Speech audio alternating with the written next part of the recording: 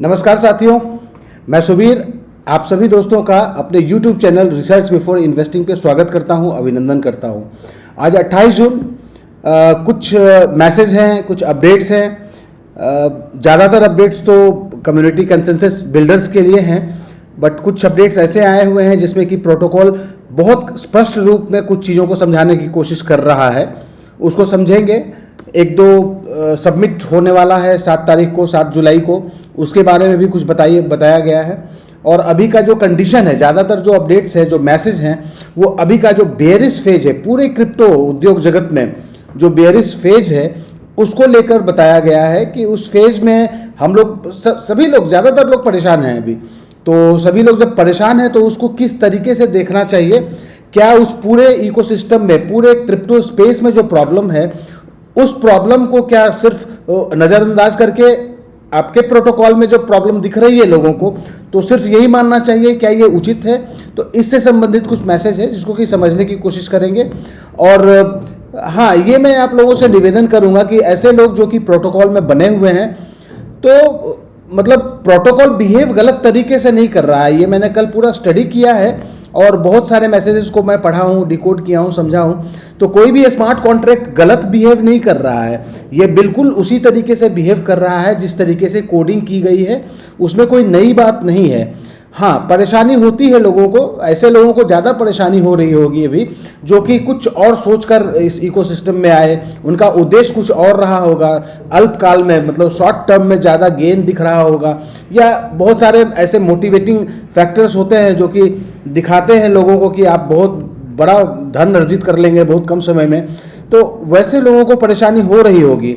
But ऐसे लोग जो कि धैर्य के साथ बैठे हुए हैं, हाँ, फंडामेंटली समझने की आवश्यकता है कि आपके इकोसिस्टम में तो कोई दिक्कत नहीं है, तो इकोसिस्टम में तो कोई दिक्कत नहीं दिख रही है, बट फिर भी समझते हैं। और हर एक आदमी अपने रिस्क एपेटाइट से ही निवेश करे तो ज़्यादा अच्छा होता है। बिकॉज होता क्या है ना कि हम लोग किसी भी मैसेज को सुनते हैं, देखिए ये जो अपना प्रोटोकॉल है, इस तरीके के प्रोटोकॉल होते हैं, ये नॉर्मल जो प्रोजेक्ट्स होते हैं या निवेश के जो साधन होते हैं, एसेट क्लास होते हैं, गोल्ड हो गया, इक्विटी मार्केट हो गया, आपका गोल्ड सिल्वर हो गया, या फॉरेक्स हो गया, बहुत सारे एसेट क्लास हैं। तो उन सारे एसेट क्लास में भी लोग निवेश करते हैं। बट यहाँ पे जो इस तरीके का प्रोटोकॉल होता है, ये थोड़ा नेटवर्क ड्रिवन है। तो नेटवर्क ड्रिवन प्रोटोकॉल में इसकी मतलब नॉइज थोड़ा ज़्यादा हो जाता है, क्योंकि कहीं ना कहीं ज़्यादातर लोग ऐसे होते हैं जो पारंपरिक एसेट क्लास में निवेश तो करते नहीं हैं, लेकिन इस तरीके के प्रोटोकॉल में चूंकि कोई कहता है, कोई रेफर करता है आपको, जब आप किसी के कहने के द्वारा आप निवेश कर देते हैं, तो फिर आप अल्पकाल में तो दिक्कत तकलीफ होती है, और फिर आप किसी ना किसी को ब्लेम करना शुरू करते हैं, गलत स्टेटमेंट देना शुरू करते हैं प्रोटोकॉल को समझने के बजाय। तो प्रोटोकॉल को समझिए, उसका फंडामेंटल क्या है और किस तरीके से बिहेव करता है। तब हाँ, अभी के भी समय में बहुत सारे लोग ऐसे तो हैं जो कि अभी भी आप इकोसिस्टम में इंटर कर रहे हैं, तो वो भी इंटर कर रहे हैं, या जो लोग संभावित रूप से इंटर करना चाह रहे हैं, मैं तो यही कहूँगा कि कभी भी किसी भी तरीके के एसेट क्लास में निवेश करने के पहले फंडामेंटली उसको समझें। अपना जो वित्तीय व्यवस्था है, ऐसे जो फ्री मनी होता है हर एक लोगों के पास, लिक्विड फंड होता है जो कि लंबे अवधि में आपकी उसकी आवश्यकता नहीं है, उस फंड के साथ आपको धीरे धीरे सिस्टमेटिक तरीके से पार्टिसिपेट करना चाहिए। तो इन सभी चीज़ों को देखकर जब आप देखेंगे, अपना रिस्क टू रिवार्ड रेशियो को मैनेज करना आना चाहिए, पोर्टफोलियो किस तरीके से बिल्ड किया जाता है, उस चीज़ को समझना चाहिए, और इस समझ के साथ आप आगे बढ़ेंगे तो ज़्यादातर लोगों को तकलीफ नहीं होगी। लेकिन चूंकि इन नॉलेज के अभाव में लोग रहते हैं और आगे बढ़ते हैं, तो वो कुछ समय के लिए परेशान होते हैं। जब तक कि बेयरिश फेज में होता है मार्केट, तो तब तक वो परेशान रहते हैं, खून जलाते हैं अपना। तो चलिए आगे चलते हैं, इन चीज़ों को समझते हैं कि किस तरीके का प्रभाव पड़ रहा है, मार्केट की क्या स्थिति है। और अपडेट के देखने के बाद हम लोग प्राइस की चर्चा करेंगे। प्राइस तो आप लोगों को, सब लोगों को सबसे ज़्यादा पहले पता होता है, बट फिर भी उसका एनालिसिस करेंगे और मार्केट को समझेंगे हम लोग कि किस तरीके से मार्केट बिहेव कर रहा है, किस दिशा में जा रहा है। और ये फेज है, इसको तो प्रोसेस है, तो इस प्रोसेस में तो जब आप आ गए हैं तो इसको तो समझ के ही आगे बढ़ना पड़ेगा। चलिए वीडियो स्टार्ट करते हैं। और वीडियो स्टार्ट करने के पहले मैं आप लोगों को डिस्क्लेमर बता दूं कि इस चैनल के माध्यम से मैं ETF, ब्लॉकचेन टेक्नोलॉजी और क्रिप्टो करेंसी बाजार से संबंधित जानकारी देता हूं।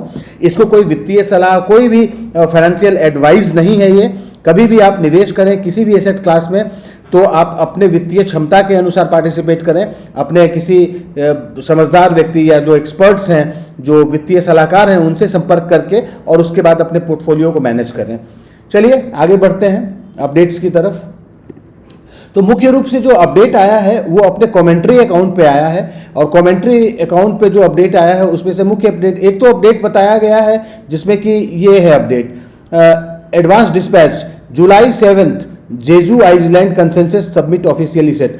जेजू है साउथ कोरिया में जगह है, तो वहाँ पे एक सबमिट होने वाला है, उसके बारे में बताया गया है 7 तारीख को, 7 जुलाई को है। तो ये मतलब एक होता है ना सेकेंड हाफ ऑफ ईयर, उसकी प्लानिंग के लिए ये प्लान किया गया है। वहाँ पे ये सभी डिस्कशन होगा कि आगे के 6 महीने का क्या रणनीति होगा, उसके बारे में बताया गया है। Will discuss that. और उसके बाद एक अपडेट, ये इंपॉर्टेंट अपडेट है जिसमें कि बताया गया है कि strip away macro illusion, face cyclical gravity, do not misjudge an industry wide systematic winter as an LGNS protocol issue. हाँ, मतलब पूरे इकोसिस्टम, पूरे क्रिप्टो जगत में जो परेशानी आ रही है उसको आप नहीं देखिए और सिर्फ LGNS को देखिए और LGNS को समझिए कि LGNS में ही बहुत ज़्यादा प्रॉब्लम है।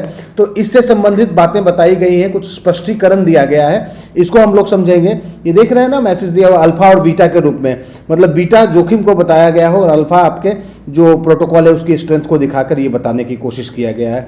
तो इसको समझेंगे और उसके बाद फिर हम लोग चलते हैं अगले अपडेट की तरफ। इसका एक एक्सटेंशन भी है, वो सब समझ लेंगे हम लोग। और एक आज अपडेट आया है, ये अपडेट है जिसमें कि बताया गया है dismantling the tower with your own hands. मतलब आप जो ग्रोथ मिलना है आपको भविष्य में, उस टावर को आप खुद से हटा रहे हो, तब why selling LGNS A and GLGNS, मतलब LGNS A और GLGNS को बेच के आप अपने आप से वो जो मतलब एक तरीके से इटर्नल फेज में जाने की बात कर रही है, कहा जा रहा है, जो आपका उद्देश्य है आप उसी उद्देश्य को तोड़ रहे हैं, आप उस उद्देश्य को फुलफिल नहीं कर रहे हैं अगर आप सेलिंग कर रहे हैं LGNS A और GLGNS की। तो ये मैसेज भी समझेंगे, इसके बारे में क्या समझाने की कोशिश किया गया है। चलिए चलते हैं विश्लेषण पर। तो पहला जो अपडेट आया हुआ था, वैश्विक कंसेंसस समिट का आधिकारिक घोषणा हो गई है ये, जिसमें कि 7 जुलाई 2026 को, मतलब अभी 28 जून है, तो 8-10 दिन के बाद में साउथ कोरिया के जेजू आइलैंड में एक महत्वपूर्ण वैश्विक कंसेंसस समिट आयोजित किया जाएगा। यह केवल सामान्य सम्मेलन नहीं है, नॉर्मल मीटिंग नहीं है ये, बल्कि यहाँ पे ओरिजिन इकोसिस्टम के वैश्विक विस्तार, ग्लोबल एक्सपेंशन और भविष्य की रणनीति और जो उसका स्ट्रेटजी है आगे आने वाले समय में, उसको निर्धारित करने के लिए ये डिस्कशन होने वाला है जेजू आइलैंड में। अब जेजू आइलैंड को ही क्यों चूज किया गया है, इसके बारे में बताया है। तो जेजू आइलैंड एशिया का एक प्रसिद्ध अंतर्राष्ट्रीय और फ्री पोर्ट क्षेत्र है। अच्छा, फ्री पोर्ट क्षेत्र है यह स्थान, वैश्विक सहयोग, स्वतंत्र वित्तीय सोच, अच्छा यहाँ पे कोई रिस्ट्रिक्शंस नहीं होती हैं और अंतर्राष्ट्रीय कनेक्टिविटी का प्रतीक माना जाता है। तो कोई भी यहाँ पे रोक टोक नहीं है, यहाँ पे आप पार्टिसिपेट कर सकते हैं, डिस्कस कर सकते हैं, इसलिए जेजू आइलैंड को सेलेक्ट किया गया है। और ओरिजिन के अनुसार यह स्थान वैश्विक समुदाय को एक मंच पर लाने के लिए उपयुक्त है। तो ओरिजिन प्रोटोकॉल में ये जगह को इसलिए चुना गया है क्योंकि यहाँ पे दुनिया से जहाँ से भी, कहीं भी, किसी भी कम्युनिटी के लोग आराम से आ सकते हैं यहाँ पे, कोई रोक टोक, किसी भी रोक टोक के बिना, और वहाँ पार्टिसिपेट कर सकते हैं। उद्देश्य क्या है, वर्ष 2026 की बताया ना, 2026 की दूसरी छमाही की रणनीति, मतलब आगे आने वाले 6 महीने का जो स्ट्रेटजी होगा उसका रोड मैप क्या होना चाहिए, उसकी स्ट्रेटजी को डिस्कस किया जाएगा। और जो भी ग्लोबल समुदाय है, ग्लोबल कम्युनिटी है, उनका आपस में सहयोग होना चाहिए, उससे संबंधित ये मीटिंग ऑर्गेनाइज किया जा रहा है, ये समिट है। सुपर नोड्स और वैश्विक नेटवर्क विस्तार, मतलब यूरोप, अमेरिका, एशिया और अन्य क्षेत्रों के प्रमुख नेटवर्क प्रतिभागियों के बीच सहयोग, आपस में कोऑर्डिनेशन और नेटवर्क और इसका डेवलपमेंट पे चर्चा की जाएगी कि किस तरीके से इसका ग्लोबली एक्सपेंशन किया जाए, उस पर चर्चा की जाएगी। मुख्य विषय जो है कि इसमें कवर किया जाएगा, multi chain infrastructure, digital asset integration, network का डेवलपमेंट विकास, समुदाय का, कम्युनिटी का डेवलपमेंट विस्तार, भविष्य की रणनीतिक योजना। तो ये मुख्य चीज़ें हैं जिन पे कि डिस्कस करेगा, इसलिए ये अपना अरेंज किया गया है। ये जो समिट है 7 जुलाई को जेजू आइलैंड दक्षिण कोरिया में है, वैश्विक कंसेंसस, नेटवर्क विस्तार और भविष्य की रणनीति। तो ये डिस्कशन का मैटर है जहाँ पे कि लोग कंसेंसस होल्डर्स आएंगे और मीटिंग करेंगे। चलिए, ये वाला दूसरा मैसेज जो आया है, जो कि बहुत इंपॉर्टेंट मुझे लग रहा है समझने के दृष्टिकोण से, कि strip away macro illusion, face cyclical gravity, do not misjudge an industry wide systematic winter as an LGNS protocol issue. LGNS का इशू ना समझें इसको, ये पूरे आपका वो क्रिप्टो जगत की स्थिति इस तरीके से बनी हुई है, उसको समझाने की कोशिश की गई है। सो मैक्रो मार्केट की वास्तविकता को समझें, पूरे एज होल मार्केट की वास्तविकता, फैक्ट को समझें। हम लोग जब चर्चा करेंगे मार्केट का, मैं विश्लेषण जब करता हूं तो आप लोगों को एक दिखता है मार्केट की, मार्केट किस डायरेक्शन में जा रहा है, कैसा बिहेव करता है एज होल मार्केट, तो उसी मैक्रो मार्केट की वास्तविकता को समझाने की कोशिश कर रहा है इस मैसेज के द्वारा। पूरे उद्योग की मंदी, अभी पूरे उद्योग में मंदी है, बियर फेज है, बिल्कुल बियर फेज है, को जो मंदी है वो पूरे उद्योग की, उसको सिर्फ एलजीएनएस की समस्या नहीं मानने के लिए बताया जा रहा है कि सिर्फ एलजीएनएस में ये प्रॉब्लम नहीं है, ये पूरे इस मंदी का पूरा उद्योग ही है जो कि बियरिश फेज में है। तो इसको बताया जा रहा है क्रिप्टो बाजार के इतिहास में निवेशकों की सबसे बड़ी गलती में से एक यह रही कि वो पूरे बाजार की स्थिति को ना देखकर केवल एक टोकन या प्रोजेक्ट को दोषी ठहराते हैं। मतलब मान लीजिए कि आपने, दुनिया में बहुत सारे प्रोजेक्ट्स हैं, आपने किसी एक प्रोजेक्ट में पार्टिसिपेट किया हुआ है और पूरा ग्लोबल जो सिनेरियो बना हो, उसे पूरा इकोसिस्टम आपका एक बार बेयरिश फेज में आया हुआ है, तो आपको पूरा इकोसिस्टम नहीं दिखता है। आपको क्या दिखता है? अपना पोर्टफोलियो, और आपने जिस प्रोजेक्ट में इन्वेस्ट कर रखा है, आपको दिखता है कि सिर्फ यही तो प्रॉब्लम में नहीं है, जो कि स्वाभाविक है क्योंकि आपका तो पार्टिसिपेशन सिर्फ उसी प्रोजेक्ट में है ना। जैसे आप एलजीएनएस में अगर पार्टिसिपेट कर रहे हैं, अनुबिस अपने प्रोटोकॉल में पार्टिसिपेट कर रहे हैं, तो आपको दुनिया में क्या हो रहा है उससे मतलब नहीं रहता है, आपको सिर्फ अपने पोर्टफोलियो, और आपको दिख रहा है कि अरे यार ये तो प्राइस बहुत कम हो रहा है, तो आप उस चीज़ को समझते हैं कि सिर्फ हमारा प्रोजेक्ट ही दोषी है। जब पूरा बाजार दबाव में होता है तब कई लोग अपने निवेश एसेट को देखकर निष्कर्ष निकाल लेते हैं कि समस्या उसी प्रोजेक्ट में है। यही सबसे बड़ी मानसिक भूल है और यही सबसे बड़ी प्रॉब्लम है, क्योंकि आपको तो दिख रहा है कि अरे यार एलजीएनएस में ही प्रॉब्लम है, बट ऐसी बात है नहीं। बाजार की गिरावट और प्रोटोकॉल की समस्या अलग अलग चीजें हैं, इस चीजों को समझने की आवश्यकता है। वर्तमान समय में केवल एलजीएनएस ही दबाव में नहीं है। आप देखना, मैं जब मार्केट दिखाऊंगा आप लोगों को तो देखना बिटकॉइन पर दबाव है, इथेरियम में गिरावट देखी जा रही है, हजारों क्रिप्टो टोकन कमजोर प्रदर्शन कर रहे हैं।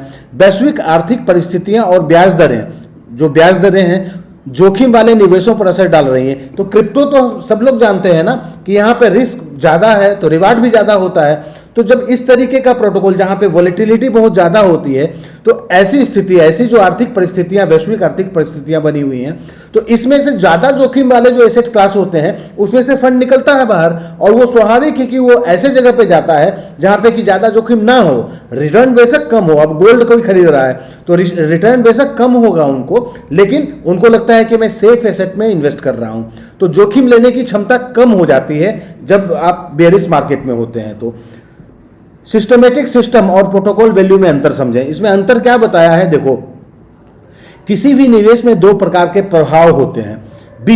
बीटा जो बताया गया था उसमें आप लोगों ने देखा था, इसको सिस्टमेटिक जोखिम कहा जाता है। ये पूरे बाजार का प्रभाव होता है, पूरे मार्केट का जो प्रभाव होता है उसको बीटा के रूप में संबोधित किया गया है। और अल्फा बताया जाता है प्रोजेक्ट की वास्तविक क्षमता। तो आप अपने प्रोजेक्ट की वास्तविक क्षमता को समझेंगे, उसको अल्फा बता रहा है। यह किसी प्रोजेक्ट की तकनीक, उपयोगिता और दीर्घकालिक मूल्य को दर्शाता है। मतलब फंडामेंटली कितना आपका प्रोजेक्ट स्ट्रांग है, तो इन चीज़ों को देखा जाता है। तो किसी भी निवेश में दो प्रकार के प्रभाव होते हैं, वो हम लोगों ने ही समझा, इसमें समझाने की कोशिश किया है। और मंदी के समय में क्या होता है? अभी मंदी के फेज से गुजर रहा है पूरा हर एक तरीके का एसेट क्लास मंदी से गुजर रहा है। क्रिप्टो उसमें से ज़्यादा मंदी में है क्योंकि ज़्यादा रिस्की एसेट होता है, तो यहाँ पे मंदी दिख रहा है आप लोगों को। क्या होता है? बुल मार्केट में लगभग हर एक प्रोजेक्ट अच्छा दिखता है। सही बात है, जब बुल मार्केट होता है तो कोई भी फंडामेंटली स्ट्रांग, आप देखिए एसेट क्लास में, आप शेयर्स में भी देखिए, जब बुल मार्केट होगा ना तो ऐसे शेयर जो कि फंडामेंटली स्ट्रांग नहीं होते हैं वो भी अच्छा प्रदर्शन करते हैं, वहाँ पे भी लोगों को रिटर्न दिख जाता है। लेकिन जब कमजोर मार्केट होता है तो क्या होता है कि उस समय में कमजोर मार्केट जब होता है तो बहुत सारे शेयर्स, आपने देखा होगा कि बहुत सारे स्टॉक्स भी होते हैं, वो ऐसे धड़ाम से गिरते हैं कि बिल्कुल ही मतलब निचले स्तर को तोड़ के बिल्कुल बॉटम पे आ जाते हैं, और वहाँ पे नुकसान हो जाता है लोगों का।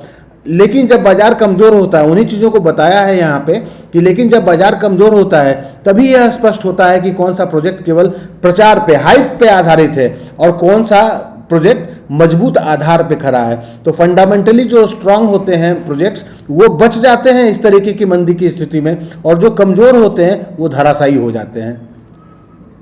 सट्टा पूंजी का बाहर निकलना, हाँ मतलब बता रहा है ना कि जब मंदी आती है तो मंदी के टाइम में क्या होता है कि जो लोग पार्टिसिपेट करते हैं शॉर्ट टर्म के लिए या ट्रेडिंग एक्टिविटी करने के लिए, तो वो लोग बाहर निकलना शुरू करते हैं, क्योंकि वो तो आए हैं ही उसी मानसिकता से हैं कि भैया आप आए, अगर आपको बुल फेज में दिख रहा है तो कुछ ना कुछ आप गेन करेंगे और बाहर निकलेंगे। लेकिन जब बेयरिश फेज में जाता है तो वो और ज़्यादा गति से निकलना शुरू करते हैं, क्योंकि वो अपना फंड कहीं और दूसरी जगह लगा देंगे ना, क्योंकि पार्टिसिपेट तो हर एक तरीके के लोग प्रोटोकॉल में करते हैं। लेकिन ऐसे समय में क्या होता है, धीरे धीरे सट्टेबाजी कम हो जाती है, क्योंकि बेयरिश फेज है और वास्तविक समर्थक और दीर्घकालिक धारक बने रहते हैं। क्योंकि फंडामेंटली ऐसे लोगों को जिनको कि पता है प्रोटोकॉल के बारे में कि आपका प्रोटोकॉल फंडामेंटली स्ट्रांग है, तो वैसे लोग तो लंबे समय के लिए बने रहेंगे आपके इकोसिस्टम में, और धीरे धीरे आपके प्रोजेक्ट का वास्तविक आधार सामने आने लगता है। तो अगर आपका फंडामेंटली स्ट्रांग है प्रोजेक्ट तब तो टिका रहेगा। फेज है, ये फेज आया है फिर चला जाएगा और फिर आएगा, ये साइकिल है, इस तरीके से चलता रहेगा। लेकिन जो लोग इसके समर्थक हैं, जिनको फंडामेंटली जानकारी ज़्यादा है, वो पार्टिसिपेट कर रहे हैं और निश्चिंत होकर बैठे हुए हैं। हाँ, लेकिन पार्टिसिपेशन उनका उसी आधार पे होता है कि उनकी एपेटाइट क्या है, उनकी आर्थिक क्षमता कितनी है, कि कितने वैल्यू से वो पार्टिसिपेट कर सकते हैं और कितने समय तक होल्ड करने की कैपेसिटी है उनकी। तो इन सभी चीज़ों का एनालिसिस करके ही लोग आते हैं और पार्टिसिपेट करते हैं। शॉर्ट टर्म में तो जो भी होता है दीर्घकालिक दृष्टिकोण, शॉर्ट टाइम टर्म का मैंने बता दिया, सट्टा पूंजी से बाहर निकलते हैं, और जो लंबे दृष्टिकोण के साथ आते हैं वो स्टेकिंग गतिविधि जारी रखते हैं। नेटवर्क की इस समय में नेटवर्क की आधारभूत संरचना विकसित होती रहती है, जो बेस है, जो फंडामेंटल है, जो इसका आधार है वो और मजबूत होता रहता है, क्योंकि परीक्षा की घड़ी होती है ना। और इस समय बहुत सारे लोग जो ट्रेडिंग एक्टिविटी करते हैं, जो स्पेकुलेशन के लिए आते हैं, वो लोग बाहर निकल जाते हैं, और इसी समय ये सही समय है जिसमें कि भविष्य के विकास की नींव तैयार हो जाती है। तो इन सभी चीज़ों को बताने की कोशिश की गई है इसमें। इसी में दूसरा जो एक्सटेंशन के रूप में मैसेज दिया है वो बता रहा है कि वास्तविक तूफान बिना जड़ों वाली रेत को उड़ाता है। मतलब बड़े वित्तीय साम्राज्य अक्सर मंदी, जो बियर फेज होता है, उस दौरान में अपनी सबसे बड़ी प्रगति करते हैं। तो इस समय जो लोग टिक जाते हैं वो तो बहुत अच्छा ग्रो करने लगते हैं आगे, क्योंकि बियर मार्केट सच्चाई का दर्पण होता है। और जो बियरिश मार्केट है इस समय तो फैक्ट आपको दिख जाता है ना कि अगर स्ट्रांग नहीं है प्रोजेक्ट तो वो खत्म हो जाएगा, और अगर आपका प्रोजेक्ट टिका हुआ है तो ये तो बहुत मजबूती के साथ आपको दिखेगा कुछ समय में कि हाँ किस तरीके से अपना प्रोटोकॉल अगर बच गया, इस मंदी के फेज को फेस कर लिया, तो आगे बहुत बड़ा ग्रोथ होता है। यह निवेशकों को दो स्पष्ट वर्गों में विभाजित कर देता है। तो बिल्कुल स्पष्ट कर देता है। एक शॉर्ट टर्म वाला, भावनाओं से प्रभावित निवेशक ऐसे लोग होते हैं जो इमोशंस में होते हैं, ग्रीड में होते हैं, फोमो में होते हैं। तो हर बार प्राइस देखेंगे और प्राइस से घबराते हैं, नॉइज सुनेंगे, बहुत सारे लोग अलग अलग बातें करेंगे तो उससे घबराहट में आते हैं और अपने एसेट्स को बेच देते हैं। लेकिन दूसरे क्लास के जो लोग होते हैं वो अपनी वित्तीय क्षमता के अनुसार पहले तो उनका निर्णय कर लिया उन्होंने कि मुझे लंबे समय तक चलना है, क्योंकि उनको पता है कि आपका प्रोजेक्ट पे अगर उनको विश्वास है तभी तो वो लंबे समय के लिए रुकेंगे, और लंबे समय के लिए रुकेंगे तो वो बड़ा गेन करके निकलते हैं, बड़ा गेन करते हैं वो। और कभी भी वो मतलब सेंटिमेंट्स के ऊपर आधारित नहीं रहता है उनका माइंडसेट बिल्कुल स्थिर है। वो इस समय में तो वो अपनी क्षमता के अनुसार और भी मतलब एक्यूमुलेट करते हैं, उनको ऐसा मतलब दिखता है, संभावनाएं दिखती हैं ऐसे बेयरिश फेज में। और ये भी बताने की कोशिश की गई है कि जो प्रोटोकॉल है वो कोड और भावनाओं से नहीं चलता, यहाँ कोई ग्रीड इमोशंस नहीं होता है। जो कोडिंग कर दी गई है तो ये समझने की आवश्यकता है कि आपके कोडिंग में तो कोई बदलाव नहीं हो रहा है, जो कि नहीं हो रहा है, वो मतलब कोई चेंजेस नहीं कर सकते हैं उसको, क्योंकि वो ऑडिटेड भी है स्मार्ट कॉन्ट्रैक्ट आपका। और जब कोड है उसमें कोई भावना, कोई सेंटीमेंट नहीं है, तो मार्केट जैसा बिहेव करेगा तो आपका प्रोटोकॉल भी उसी तरीके से बिहेव करेगा, है ना। वो जिस तरीके का लिख दिया गया है वो सत्य है उसमें, उसी अनुसार से आपका ये प्रोटोकॉल बिहेव करेगा। अवसर उन्हीं के लिए होते हैं जो टिके होते हैं, मतलब कि धैर्य बना के जो लोग सिस्टम पे विश्वास किए हुए हैं उनको फायदा हो सकता है। और अपना रणनीति, आपकी स्ट्रेटजी होनी चाहिए ना। आपको लगता है कि मुझे मेरी कैपेसिटी है कि टोटल मैं 100 टोकन के साथ पार्टिसिपेट कर सकता हूं, तो ऐसा जब अवसर आता है तो आप छोटे छोटे वैल्यू के साथ एक्यूमुलेट कर सकते हैं आपकी क्षमता के अनुसार। और जिन लोगों को लगता है कि आपको निकलना है तो वो भी थोड़े थोड़े वैल्यू के साथ निकलते हैं और अपने एसेट्स को बेच देते हैं। तो ये मुख्य संदेश के रूप में बताने की कोशिश कर रहा है कि तूफान जितना भी बड़ा हो, मजबूत जड़ों वाले वृक्ष टिके रहते हैं, मतलब फंडामेंटली स्ट्रॉन्ग प्रोजेक्ट टिके रहते हैं। बाजार की अस्थिरता अस्थायी होती है, मतलब इस तरीके का जो बेयरिश फेज होता है ये कुछ समय के लिए होता है, जो कि नॉर्मल है। आप लोगों ने पहले भी देखा होगा, अगर आप क्रिप्टो के बाजार को या किसी भी बाजार को, आप इंडियन स्टॉक मार्केट को देखो या किसी भी बाजार को देखो, तो वहाँ पे फेज आता है, बेयरिश फेज आता है, फिर उसके बाद बुलिश फेज आता है। तो ये साइकिल है, ये चलेगा। और जो लोग उसी में बचे टिके रह जाते हैं, वो अच्छा धैर्य, अनुशासन और रणनीतिक सोच से दीर्घकालिक सफलता की कुंजी है, तो वो सफल हो जाते हैं। तो इन चीज़ों को बताने की कोशिश की गई है। और एक मैसेज जो आया है जिसमें कि बहुत ही क्लियरली बताया है, बड़ा अच्छा मैसेज है ये, जिसमें कि बताने की कोशिश कर रहा है, dismantling the tower with your own hands only. मतलब आप अपने जो एसेट्स हैं LGNS A और GLGNS को, उसको बेच के अपना नुकसान ही कर रहे हैं। मतलब अपनी ही नींव को तोड़ना। क्या आप भविष्य का अवसर बेच रहे हैं? तो भविष्य में जो आपको अवसर मिलने वाला है, क्या आप उसको बेच रहे हैं? क्रिप्टो इतिहास में सबसे बड़ी गलती किसी अवसर को चूकना नहीं होता है। मतलब कोई भी अपॉर्चुनिटी आई आपके पास में तो उसको चूकना नहीं होता है, बल्कि उस भविष्य की नींव को स्वयं छोड़ देना होता है, जिसे बनाने में आपने स्वयं योगदान दिया हो। मतलब आपने पार्टिसिपेट किया है। आप तो ये समझ लो ना कि आज के डेट में जो LGNS में है, तो जिन लोगों ने महंगे दाम पे खरीदा और वो अभी पैनिक होके बेच रहे होंगे, क्योंकि उनकी अपनी मानसिकता है और वो बेच सकते हैं। तो जब बेच रहे हैं तो क्या कर रहे हैं वो? आप अपने भविष्य का अवसर बेच रहे हैं। इनफैक्ट वही चीज़ों को बता रहा है। कुछ निवेशक अल्पकालिक लाभ के लिए LGNS A और GLGNS बेच रहे हैं। यह केवल एक ट्रेड नहीं, बल्कि दीर्घकालिक अवसरों से स्वयं को अलग करने जैसा माना जा रहा है। मतलब आप अपना नुकसान कर रहे हैं, ये बताने की कोशिश कर रहा है ये मैसेज। वास्तव में क्या बेच रहे हैं? तो आपको फिर से बताया यहाँ पे LGNS के बारे में कि LGNS आधारभूत संपत्ति है, बेस है इस प्रोटोकॉल का। GLGNS भविष्य के वितरण एवं अधिकार, मतलब भविष्य में जो भी इंसेंटिव आप लोगों को मिलेगा वो GLGNS, आप लोग देख रहे हैं ना, एयर ड्रॉप के रूप में GLGNS मिल रहा है। तो वो वैल्यू अभी तो कम है, लेकिन आने वाले समय में जिस तरीके से प्रोटोकॉल अपने आप को बता रहा है कि आने वाले समय में ये बहुत बड़ा एसेट बन सकता है। और A स्टेबल कॉइन को बताया गया है कि इकोसिस्टम की सेटलमेंट यूनिट है, क्योंकि ये स्टेबल करेंसी होगा। तो ये सेटलमेंट, इस इकोसिस्टम में कोई भी फिक्स एक मूल्य वाला करेंसी चाहिए, तो उसके रूप में A स्टेबल कॉइन को बताया गया है। और LGNS को इकोसिस्टम की मुख्य संपत्ति, ये सब तो हमने कवर कर लिया है। GLGNS भविष्य का अधिकार है, मतलब भविष्य के लाभ वितरण से जुड़ सकती है। GLGNS इकोसिस्टम के विकास में भागीदारी का प्रतिनिधित्व कर सकती है और दीर्घकालिक होल्डिंग को प्रोत्साहित कर सकती है। तो GLGNS का ये बताया, GLGNS का डेफिनेशन। A के बारे में हम लोग जानते हैं कि ये स्टेबल करेंसी है और इकोसिस्टम में जो लोग भी पार्टिसिपेट करेंगे उनका सेटलमेंट करने के लिए एक स्टेबल करेंसी के रूप में A को माना गया है। और पुल का उदाहरण देकर इसको समझाया गया है कि कल्पना कीजिए कि एक मजबूत पुल बनाया जा रहा है। कुछ लोग उस पुल को बनाने में योगदान देते हैं, कुछ मेकर्स होते हैं जैसे कि आपके प्रोटोकॉल में है, और कुछ लोग बीच रास्ते में अपने हिस्से को छोड़ देते हैं। तो अभी जो लोग निकल रहे हैं वो ऐसा कर रहे हैं कि वो अपने हिस्से को छोड़ देते हैं, जबकि अन्य लोग अंत तक बने रहते हैं। और ये लोग जो अंत तक बने रहते हैं यही तो इटर्नल फेज में जाएंगे। इन सभी चीज़ों को देखकर और आगे बढ़ने का संदेश दे रहा है ये कि जल्दीबाजी में निर्णय अवसरों को सीमित कर देता है और दीर्घकालिक दृष्टिकोण महत्वपूर्ण हो सकता है। हर निवेशक को अपनी जोखिम क्षमता और रणनीति के अनुसार निर्णय लेना चाहिए। ये बहुत ही इंपॉर्टेंट बात है।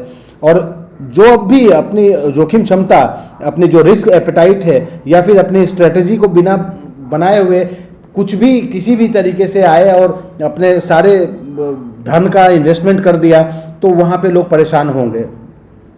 क्योंकि आपको अपना रिसर्च करके ही करना चाहिए। किसी के कहने पे, ठीक है, किसी ने आपको कहा, किसी ने आपको जानकारी दी, बहुत सारे एसेट क्लास हैं, किसी ने कह दिया ज़मीन खरीद लो, किसी ने कह दिया गोल्ड खरीद लो, तो आप कब कितने पैसे से खरीदेंगे ये तो निर्णय आप लेंगे। उसका तो आप आकलन, तो आपकी वित्तीय स्थिति क्या है उसका आकलन तो आपसे बेहतर कोई नहीं जानता है।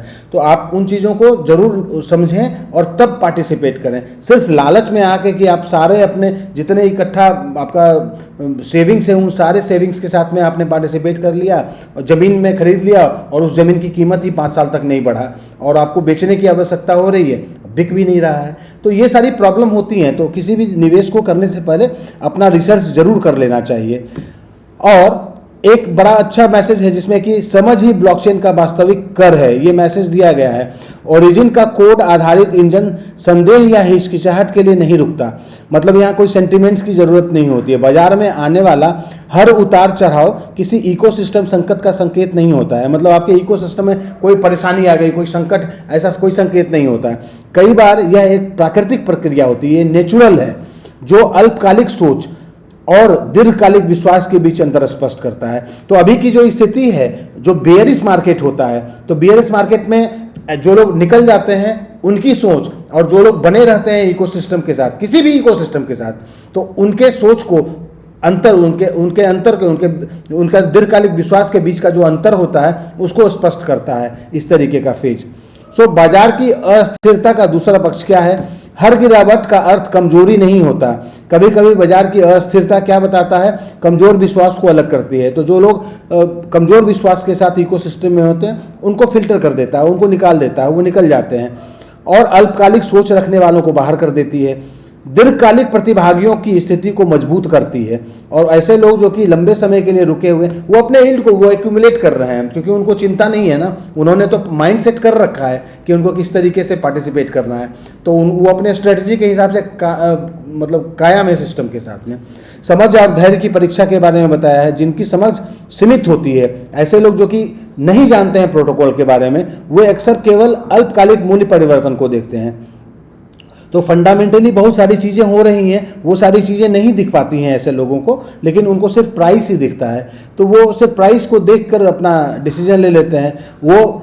लेकिन जो दीर्घकालिक प्रतिभागी हैं, ऐसे लोग जो कि लंबे अवधि के लिए इकोसिस्टम में पार्टिसिपेट कर रहे हैं, वो लोग इकोसिस्टम के विकास पे ध्यान देते हैं। वो देखते हैं कि किस तरीके के अलग अलग प्रोजेक्ट्स आपके इकोसिस्टम को अडॉप्ट कर रहे हैं, किस तरीके से लोग लंबे अवधि के लिए पार्टिसिपेट कर रहे हैं। वो सारा डेटा तो आपके डैप पे दिखता है, किस तरीके से लोग बर्न बॉन्ड में पार्टिसिपेट कर रहे हैं। 8-8 करोड़ LGNS 5 दिन में लोग बर्न कर दिए, तो समझ रहे हैं कितनी बड़ी बात है ये। लिक्विडिटी आप लोग जानते हैं कि 163 मिलियन की लिक्विडिटी, 100 मिलियन डॉलर की लिक्विडिटी 19 घंटे में आ जाना, तो ये कहीं ना कहीं आपके प्रोजेक्ट के फंडामेंटली कितना मजबूत है उसको दर्शाता है।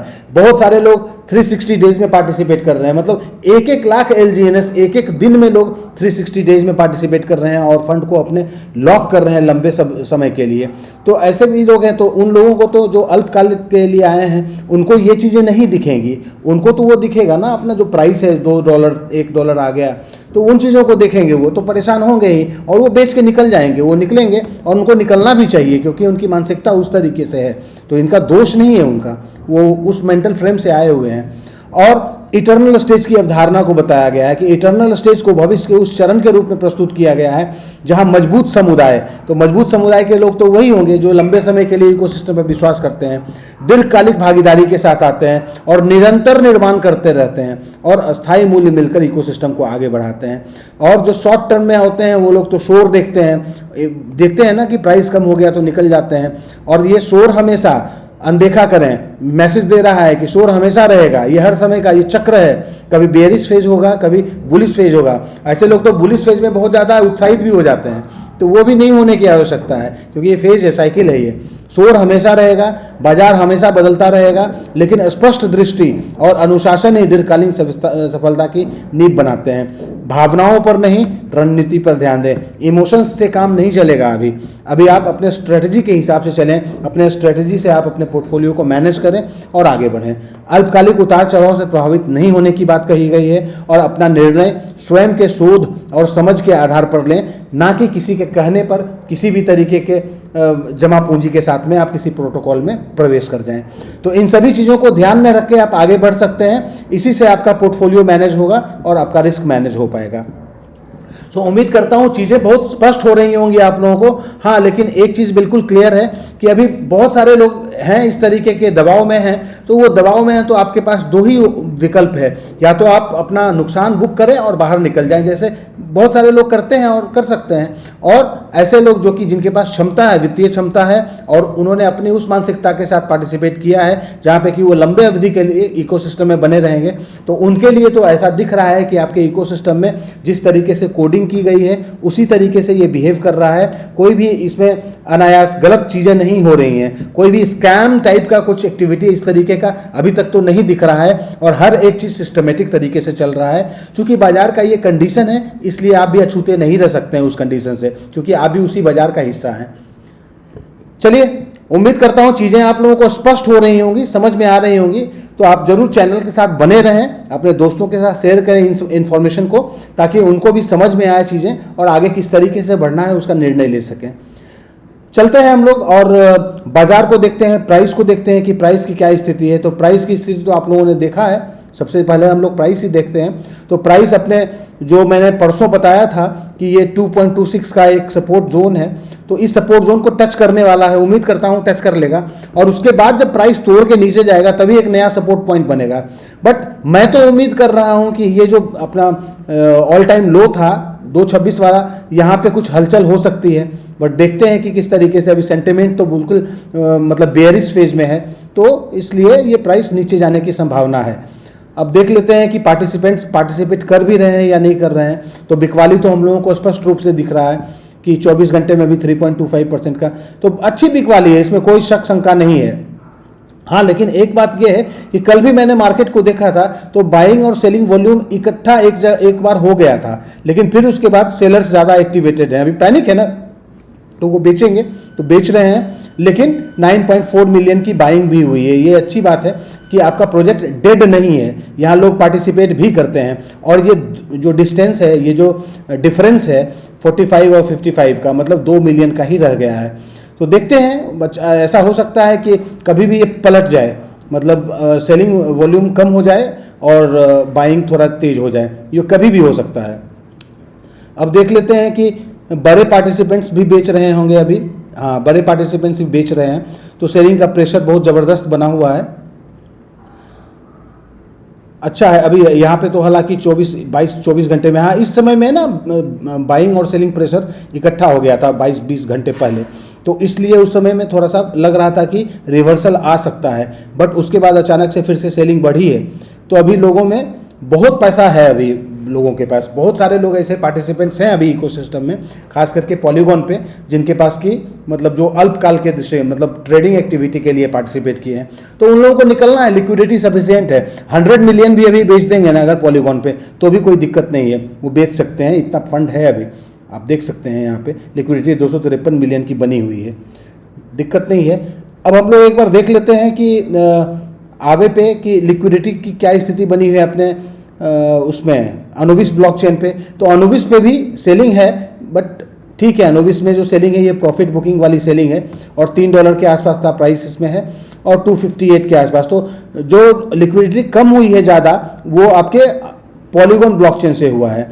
फिर भी अभी दोनों मिला के लगभग पूल्ड लिक्विडिटी $500 मिलियन का बना हुआ। लिक्विडिटी की दिक्कत है, दिख रहा है कि लिक्विडिटी कम हुई है, बट ये लिक्विडिटी बहुत ज़्यादा मात्रा में है। इतनी सेलिंग आने के बाद भी 500 मिलियन की लिक्विडिटी ऑल टुगेदर दोनों ब्लॉकचेन पे बना हुआ है, तो इसमें ज़्यादा दिक्कत नहीं है। ये बेरिश फेज है जिसका की निशानी है, ये हो रहा है। आइए चलते हैं, हम लोग देखते हैं GLGNS को। तो GLGNS आप लोगों ने देखा होगा कि परसों मैंने ये सपोर्ट जोन बनाया था, उसको तोड़ दिया है, और अभी ये फिर नया जो 1 लाख के आसपास 99,000 पे आ गया है। इसका मैंने एक कोई सपोर्ट बनाया था, और पहले बनाया था एक बार, हाँ ये है ना, ये जोन है, ये बढ़िया जोन है, एक्यूमुलेशन हुआ था यहाँ पे, तो ये अच्छा जोन है 80,000 वाला। तो यहाँ पे देखते हैं, यहाँ पे भी होगा। हालांकि मुझे लग रहा है कि यहाँ पे बाइंग आनी चाहिए, अगर ये मार्केट यहाँ पे रिवर्सल ले सकता है, क्योंकि यहाँ से भी बाइंग नहीं, यहीं से बाइंग आएगी। तो देखिए ये क्या होता है। हालांकि इस सपोर्ट को तोड़ दिया है, तो बेयरिश यहाँ भी है, यहाँ भी लोग प्रॉफिट बुक कर रहे हैं, तो इसलिए ये नीचे की ओर चल चुका है मार्केट। हाँ, लेकिन एक्यूमुलेट करने के लिए ये 80,000 वाला जो जोन है, थोड़े बहुत वैल्यू से यहाँ पे इंस्टीट्यूशनल इन्वेस्टर्स प्रवेश कर सकते हैं। तो ये अच्छा जोन दिख रहा है मुझे, ये करेक्ट है। सो बेयरिश, हर जगह बेयरिश दिख रहा है, हर एक जगह पे प्रॉफिट बुकिंग आ रही है, लोग सिक्योर एसेट क्लास में निवेश कर रहे हैं। मार्केट भी देख लेते हैं, मार्केट की क्या स्थिति है। मार्केट की स्थिति देखिए आप, तो मार्केट की स्थिति मतलब बुरी है।